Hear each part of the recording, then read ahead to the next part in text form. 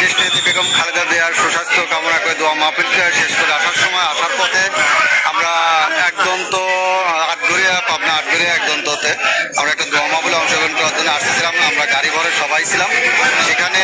সেই জায়গা থেকে আসার পথে আমরা একদন্ত পাওয়ার আগেই আমরা শিবপুর বাজারে আমাদের রোড অ্যাক্সিডেন্ট হয়েছে।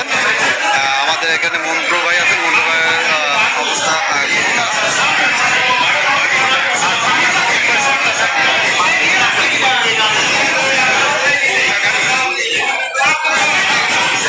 দেখছেন। আমরা সদর হাসপাতাল থেকে বলছি। বিএনপি চেয়ারপারসন উপদেষ্টা পাবনা জেলা বিএনপির আহ্বায়ক হাবিব, বিএনপি চেয়ারপারসনের বিশেষ সহকারী অ্যাডভোকেট শিমুল বিশ্বাস সহ পাবনা জেলা বিএনপির যুগ্ম আহ্বায়ক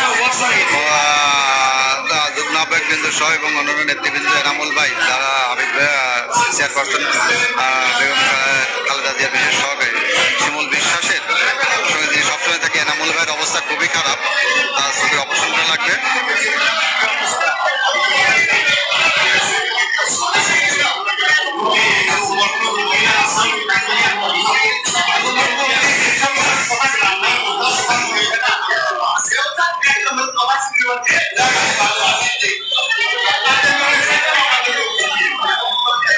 আমাদের ওই গাড়িটা আমরা সিগন্যাল দিচ্ছি, আমাদের আগের গাড়ি আমরা সিগন্যাল করে একটা হেডলাইটটা কই আমি মনে বলতে সমস্যা নাই।